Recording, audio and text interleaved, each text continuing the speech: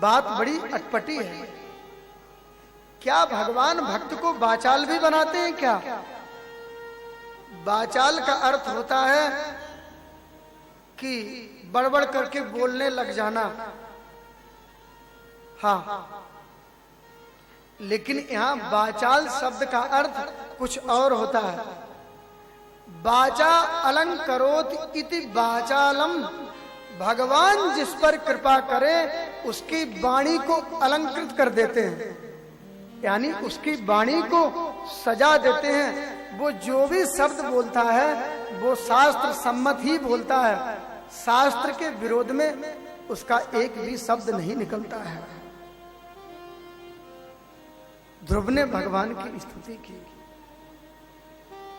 भगवान बोले, ध्रुव तुम कुछ शिकायत करना चाहते थे, करो। ध्रुव बोले, प्रभु आपके दर्शन के बाद विमाता के प्रति जो दुर्भावनाएं थीं, उन दुर्भावनाओं का प्रशमन हो गया है। अब हमारे अंदर कोई दुर्भावनाएं नहीं रही। हाँ, आपके दर्शन के बाद कोई भी कामना नहीं है। लेकिन ध्रुव तपस्या करने आए थे कामना को लेके। ध्रुव तुम्हारी कामना नहीं है, मेरी इच्छा के लिए आप मांगो। जा ध्रुव, इस सिंहासन पर बैठ और 36,000 वर्ष तक इस भूलोक का राज्य कर। और मैं तुझे ये वरदान देता हूं, 36,000 वर्ष के बाद मैं तुझे वो ध्रुवलोक देता हूं तेरे नाम पर, जो ग्रह नक्षत्र स्वयं भगवान नारायण भी जिसकी प्रदक्षिणा करते हैं। आज भी ध्रुव लोक है, ध्रुव तारा उदय होता है, आज भी हम उसे प्रणाम करते हैं। ध्रुव अंतर्ध्यान हो गए भगवान। ध्रुव को ऐसा लगा, मुझे ध्रुव को लगा कि मैं ठगा गया। मतिर विदूषिता देवैर, लगता देवताओं ने मेरी मति को दूषित कर दिया। अरे भगवान से भगवान को ही मांग लेना चाहिए था। भगवान से भगवान को ना मांग करके भगवान के वैभव में ही हम संतुष्ट हो गए।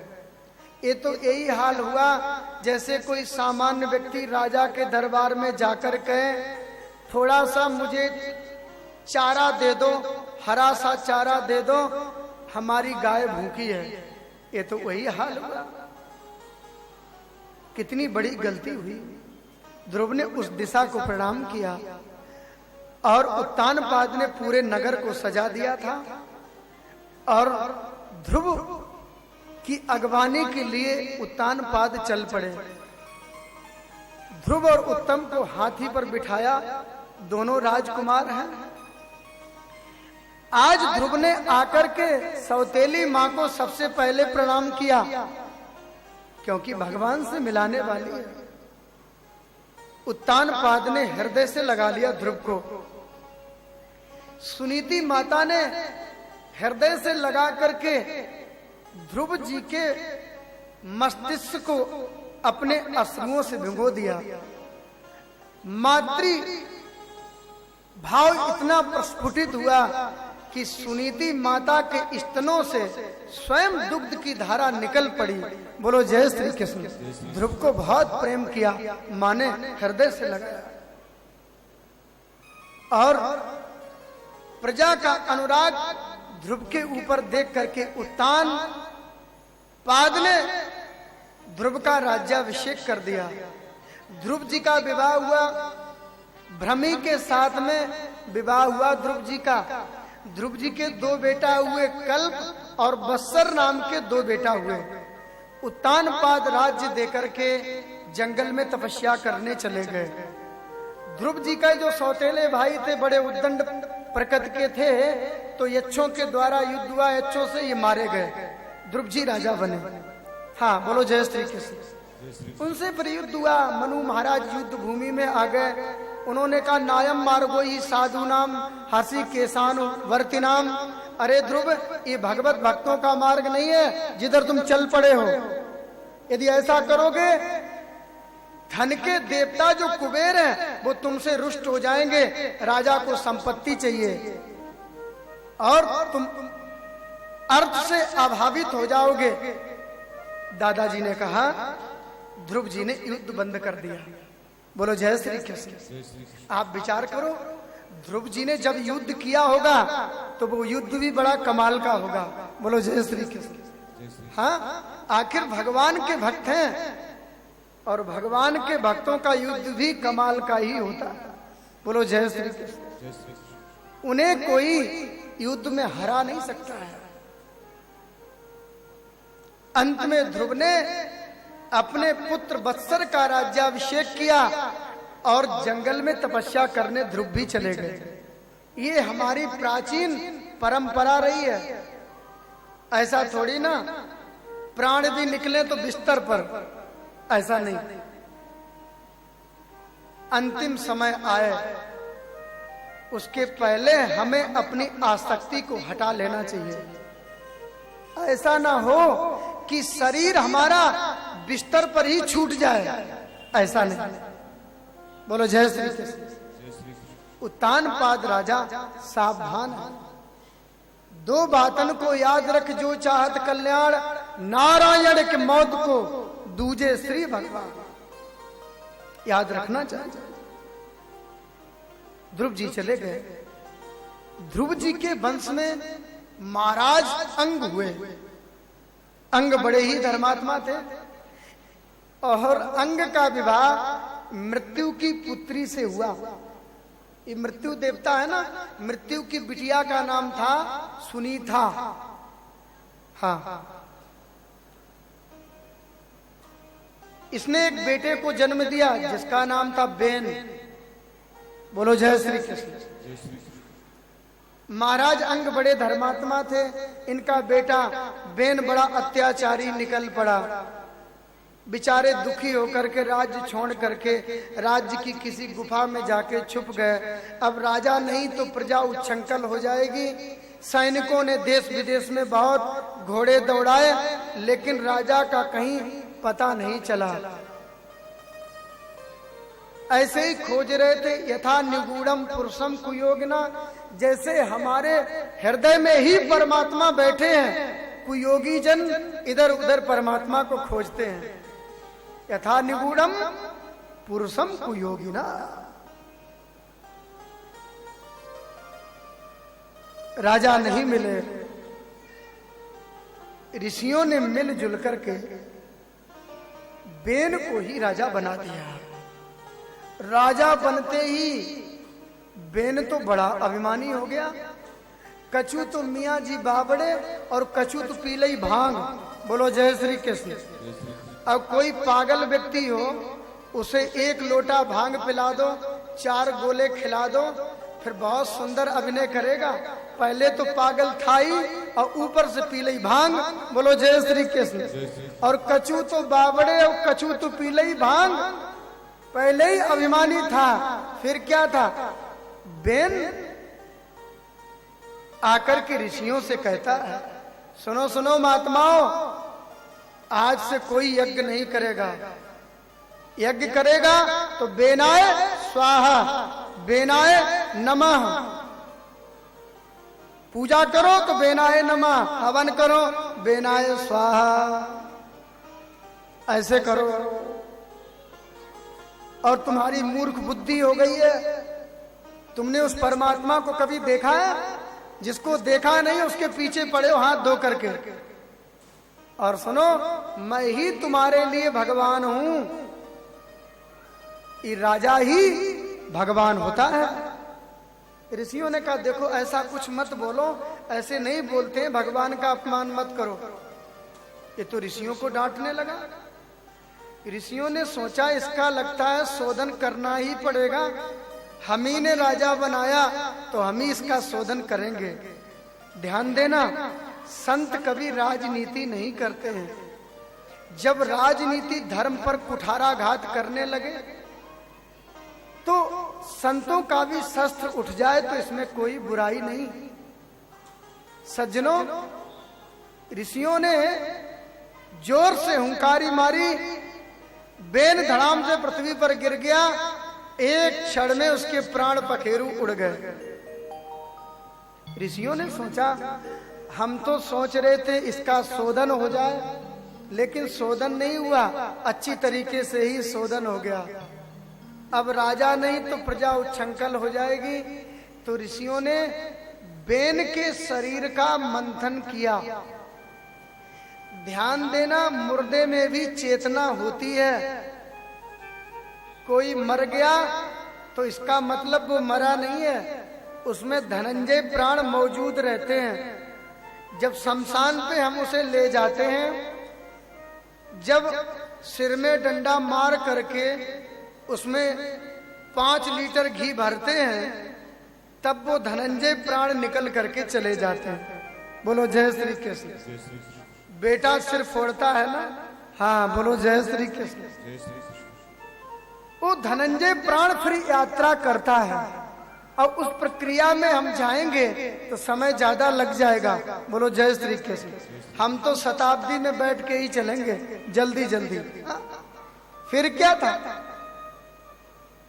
बेन के शरीर का मंथन किया।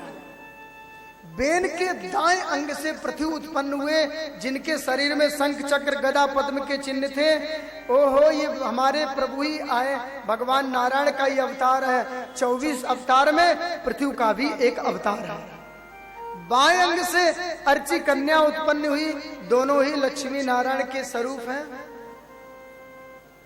ऋषियों ने पृथ्वी को राजा बना दिया।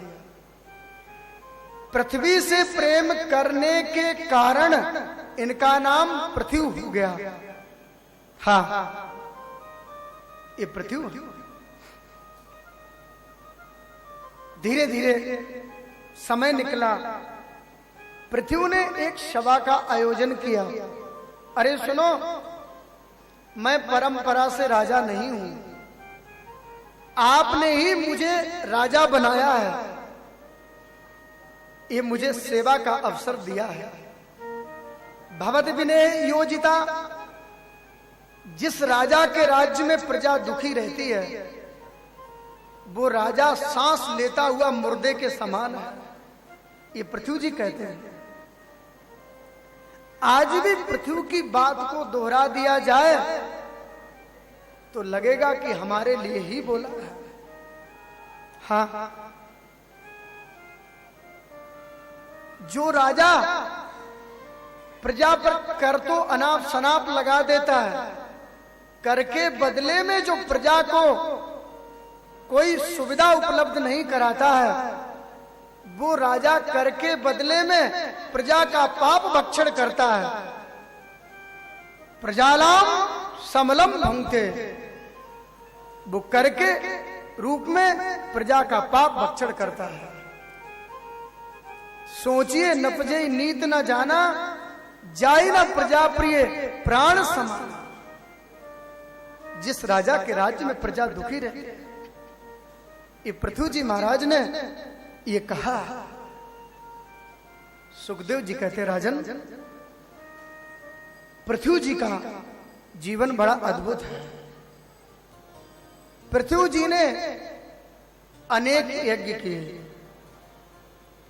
99 यज्ञ किए, 100वें को कर रहे थे तो इंद्र घोड़े को लेकर के चले गए। हाँ, उपदेश कर रहे थे। इधर प्रजा ने आकर के कहा, महाराज हम भूखों मर रहे हैं। पृथ्वी जी बोले, कुछ काम क्यों नहीं करते हो, पड़े पड़े मौज उड़ाते हो, कुछ काम किया करो। क्या करें महाराज, काम तो करते हैं लेकिन पृथ्वी पर अन्न नहीं होता है। पृथ्वी ने सारे अन्न को निगल लिया है, क्या करें। पृथ्वी ने अपने धनुष पर बाण चढ़ाया, पृथ्वी को लक्ष्य करके पृथ्वी गाय का रूप लेकर के भागने लगी। पृथ्वी ने कहा, वसुंधरे वसुदे त्वाम वदिष्यामि, अरे वसुदा पृथ्वी, मैं तेरा भी वध कर दूंगा। पृथ्वी ने कहा, प्रहरंत नवै स्त्रीसु कृतागा स्वपिजंतवा किमुद तद्विदा राजन करुणादीन वत्सला। सामान्य व्यक्ति भी स्त्री का अपमान नहीं करते, उसको प्रताड़ित नहीं करते। आप तो बड़े धर्मात्मा हैं और मुझे आप मृत्यु दंड कैसे दे सकते हैं। पृथ्वी बोले, आप छद्म वेश धारण करके मुझे उपदेश ना दो, क्योंकि प्रजा के पालन में जो व्यक्ति बाधा उत्पन्न करता है वो कोई भी क्यों ना हो, वो वध के योग्य है। पृथ्वी ने कहा कि आपके पिता बेन ने बहुत अत्याचार किया, उस पाप से बोझिल होकर के मैंने जितने पदार्थ थे स्वतः ही उनको निगल लिया है। आप धर्मात्मा हैं, आप मेरा दोहन करें, और पहले मैं ऊंची नीची हो गई हूं उसे सम करो। पृथ्वी ने सारे पर्वतों को उठा करके एक तरफ रख दिया उत्तराखंड में, हाँ, जलाशय की सुंदर व्यवस्था की, और पृथ्वी ने कहा ये जीव जंतु हैं, इनका संगार नहीं होना चाहिए। ध्यान देना, पृथ्वी माता क्या कहती है, ये सर्प भी रहने चाहिए, मेढक भी रहना चाहिए, किसी भी चिड़िया को भी क्षति नहीं पहुंचना चाहिए, ये पृथ्वी कहती है। ये मेढक होते इनका भी संगार नहीं होना चाहिए। ये अन्न धान्य इत्यादि पदार्थों में ये बहुत सहयोग करते हैं। पृथ्वी ने कहा और कहा मुझे क्षम करो, गुरु बृहस्पति को बछड़ा बना करके अनेक सामग्री, इंद्र को वत्स बना करके अनेक सामग्री का दोहन किया। पृथ्वी पुनः हरी भरी हो गई। पृथ्वी ने यज्ञ किए, 100 में यज्ञ कर रहे थे। इंद्र ने सोचा कोई शतक कृत्यु ना बन जाए। शता माने 100, कृत्यु माने यज्ञ, कृत्यु माने यज्ञ। वही बात इंद्र घोड़े को लेकर के चले गए। पृथ्वी को क्रोध आ गया।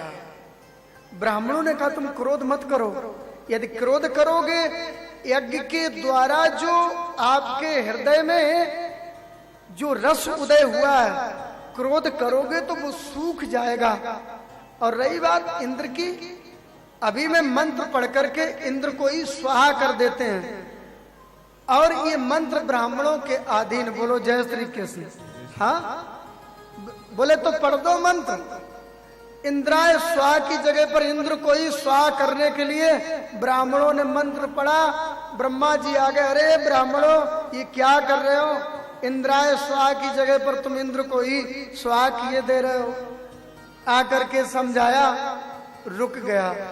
फिर भगवान स्वयं इंद्र को लेकर के पृथ्वी के यज्ञ में आए, और पृथ्वी और इंद्र दोनों ही गले मिले। भगवान कहते हैं पृथ्वी, राजा का तो हित प्रजा के पालन में ही है, तुम्हें इस प्रपंच में पढ़ने की क्या आवश्यकता थी। पृथ्वी कहते हैं प्रभु मैं पृथ्वी का हूं, पृथ्वी से ही मिलकर के रहना चाहता हूं, मुझे स्वर्ग का राज्य नहीं चाहिए, वैभव नहीं चाहिए, बस आपकी कृपा बनी रहे। बोलो जय श्री कृष्ण। पृथ्वी जी ने भगवान की सुंदर स्तुति की। हे प्रभु, यदि आप मुझसे प्रसन्न हैं तो मुझे एक ही वरदान दो। कौन सा? कि भरई निरंतर होई न पूरे, हमें निरंतर आपके भक्तों का ही संग मुझे मिलता रहे। देखो ना, भगवान बोले क्यों? हे प्रभु, आपके भक्तों के मुख से जो अमृतमयी आपकी कथा जो निकलती है ना, वो सुनने में बहुत आनंद आता है। मेरे कान सदैव आपकी कथाओं में ही लगे रहे, और आपकी कथा सुनने के लिए ये 2 कान पर्याप्त नहीं है। ये 2 कानों से कथा हम नहीं सुन सकते। पृथ्वी जी तो क्या करना चाहिए? बोले मुझे 10,000 कान दे दो, 10,000। हाँ, पृथ्वी ने 10,000 कान मांगे भगवान से। भगवान बोले पृथ्वी, ये 2 कानों का तो लोग सदुपयोग नहीं करते हैं, तुम 10,000 कान लेकर के क्या करोगे? 2 कानों से लोग बुराई सुनते रहते हैं। बोले हम ये 10,000 कानों से आपकी कथा सुनेंगे, 10,000 कान मुझे दो। भगवान ने कहा तथास्तु। यहां प्रश्न उठता है यदि भगवान ने 10,000 कान दिए और फिर वो कान कहाँ लगाए होंगे? शरीर तो बहुत छोटा है और 10,000 कान, सारे शरीर में कान ही कान हो गए होंगे हैं, और कान फिर उसके लिए भी जगह कम पड़ गई होगी। तो बोले नहीं, ऐसी बात नहीं है। भगवान तो कर्तुम अकर्तुम अन्यथा सर्व कर्तुम सामर्थ्यवान है। भगवान ने पृथ्वी के 2 कानों में ही 10,000 कानों की शक्ति प्रविष्ट कर दी। हाँ, वरदान दे दिया और पृथ्वी जी ने राज्य का सुसंचालन किया। भगवान अंतर ध्यान हो गए। पृथ्वी जी महाराज ने अचानक आकाश की ओर देखा तो 4 सिद्ध आ गए। वो 4 सिद्ध कौन? सनक, सनंदन, सनातन, सनत कुमार, 4 आ गए। पृथ्वी जी ने खड़े होकर के उनका स्वागत किया, चरणोदक लिया। सारी प्रजा सामने खड़ी है। पृथ्वी ने सनकादिकों को आसन दिया, आसन छोड़ करके खड़े हो गए। मानो पृथ्वी कहते हैं कि राजा तो बड़ा होता ही है, पर राजा से भी बड़ा वो होता है जो वीतराग है, जो त्यागी है, जिसने सब कुछ छोड़ दिया है, जिसने सारे इंद्रियों के सुखों को तिलांजलि दे दी है, वो राजा से भी बड़ा होता है। मानो पृथ्वी ने अपने प्रजा को ये आदर्श दिखाया। हाँ, सनकादिकों ने पृथ्वी को उपदेश दिया। आत्मज्ञान का उपदेश देने के बाद पृथ्वी बोले अब आप मुझसे कुछ दक्षिणा मांगे। सनकादिक बड़े हंसकर के बोले आप मुझे इस प्रवचन के बदले में कौन सी दक्षिणा दोगे? इतने में ही पृथ्वी बोल पड़े प्राणाधारा सुता ब्रह्मन ग्राहश्च सा परिच्छदा राज्यम बलम मही कोश इति सर्वम निवेदितम। आत्मज्ञान का उपदेश है तो दक्षिणा भी कोई बहुत बड़ी होनी चाहिए। छोटी मोटी दक्षिणा से तो काम नहीं चलेगा, क्योंकि आत्मज्ञान का उपदेश है। इतने में ही पृथ्वी बोल पड़े प्रभु मैं क्या कहूं? आत्मज्ञान के बदले में संसार की सारी संपत्ति को तौल दिया जाए तब भी बराबरी नहीं कर सकती है। मैं क्या कहूं? सब कुछ आपका ही दिया हुआ है। यदि मैं आपसे ही कुशलता पूछूं, भवत्सु कुशला प्रश्ना आत्मा रामेषु निश्यते कुशला कुशला यत्र नसंति मति वृत्तया। यदि मैं आपसे ही मैं आपकी कुशलता पूछूं तो फिर ये छोटी मुंह बड़ी बात होगी, क्योंकि कुशलता वहां पूछनी चाहिए जहां अकुशल होने की भी संभावना हो। आप तो आत्मा राम हो, आपके पास अकुशल होने की कोई संभावना नहीं है। भवस्य कुशला प्रश्ना आत्मा रामेषु निश्यते कुशला कुशला यत्र नसंति मति वृत्तया। आपके पास कुशल अकुशल कुछ भी नहीं होता है। रही बात देने की, मैं तो आपको यही देता हूं प्राणा दारा सुता ब्रह्मन ग्राहश्च सा परिच्छदा राज्यम बलम मही कोशे इति सर्वम निवेदितम। आज से मैं अपने प्राण आपको समर्पित करता हूं। मैं अपनी स्त्री, अपने बच्चे, अपना राज्य, अपना खजाना, सब कुछ आज से मैंने आपको दिया। सनकादिक बोल पड़े आज से ये सब मेरा? बोले हाँ सरकार। बोले सारा राज्य मेरा? बोले हाँ सरकार। खजाना? बोले आपका। ध्यान देना, आज से मैं इन सबका मालिक हूं और मैं इसका मालिक हूं। इसकी रखवाली की जिम्मेवारी मैं तुम्हें सौंपता हूं। हाँ, ध्यान देना, ये जो भी चीजें आपको परिवार मिली है, संपत्ति मिली है, राज्य मिला है, इसे अपना मत समझना। यदि अपना समझोगे तो बहुत बड़े अभिमानी हो जाओगे। जो अभिमानी हो जाता है वो दानव हो जाता है। बोलो जय श्री कृष्ण। हाँ, जो कुछ है वो मिला हुआ है, जो मिला है वो अपना नहीं होता है। मिथ्या अभिमान मत करना। और आज से मालिक मैं और आज से मुनीम तुम हो। जो मिला है ठीक है। सदगुरु सदशिष्य को ऐसा ही होना चाहिए। शिष्य ऐसा हो अपने प्राणों को भी न्यौछावर कर दे सदगुरु के लिए। लेकिन गुरु भी ऐसा हो फूटी कौड़ी लेने की इच्छा ना हो।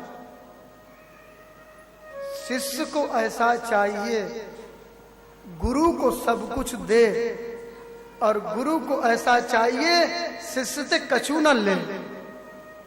अपनी जगह पर दोनों ही ठीक होने चाहिए। बोलो जय श्री कृष्ण। कंजूसी मत करो भाई।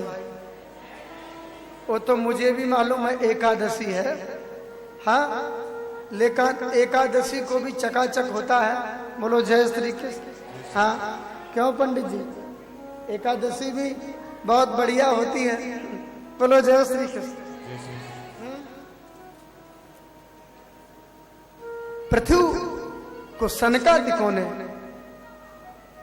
ज्ञान दिया और अंतर ध्यान हो गए।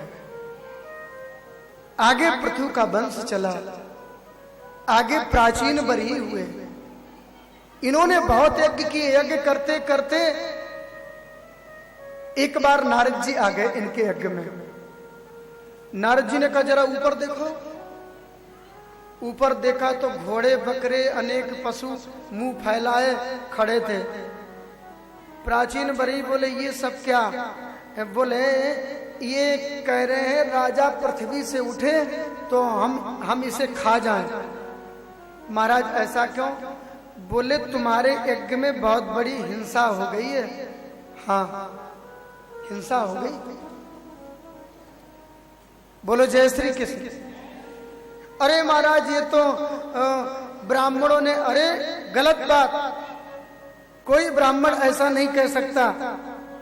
और जो कहीं बात कही वो निवृत्ति परक है, प्रवृत्ति परक नहीं। जो निरंतर हिंसा करते थे उनको एक नियम में बांधा। जैसे कोई व्यक्ति बीड़ी पीता था, बीड़ी, हाँ, गुरु जी के आश्रम में गया, उसने जैसे बीड़ी की फूंक लगाई, महात्मा जी बोले आश्रम में बीड़ी पीना निषेध है, बीड़ी मत पिया करो। उसने कहा क्या करूं गुरुजी, बीड़ी पीने की आदत पड़ गई है। तो गुरुजी ने सोचा यदि हम इसे मना करेंगे तो मानने वाला तो है नहीं। तो गुरुजी ने कहा देख बेटा, तू रविवार के दिन बीड़ी पी लिया कर। और गुरुजी ने इसलिए कहा कि रविवार को पी लिया कर, रोज पीता है ना वो छूट जाएगा, और रविवार को पिएगा धीरे धीरे रविवार को भी छोड़ देगा। उसने क्या किया, अन्य दिनों में तो उसने बीड़ी नहीं पी। जैसे ही रविवार आया तो उसने लोगों से कहा सुनो सुनो, आज इतवार है, आज रविवार है, रविवार के दिन बीड़ी पीने का बड़ा ही महत्व है। हाँ, लोगों ने कहा ये कहाँ लिखा है? बोले स्वयं मेरे गुरुजी ने कहा है रविवार को बीड़ी पीनी चाहिए। अब बताओ, गुरुजी ने आदत छुड़ाने के लिए कहा था, उसने रविवार को प्रमाण पत्र बना लिया कि इतवार को बीड़ी पीनी चाहिए। बोलो जय श्री कृष्ण। ऐसे ही लोग शास्त्र की बात समझ नहीं पाते। वही यहां पर नारद जी ने उपदेश दिया, सुनो, तुम्हारे यज्ञ में पशुओं की बलि हो गई, हम हवन करें तो सामग्री को बहुत अच्छी तरीके से ठीक से पहले ही तैयार कर लेना चाहिए, कोई उसमें कीटाणु नहीं होना चाहिए, नहीं तो यज्ञ से हिंसा हो जाती है। बोलो जय श्री कृष्ण।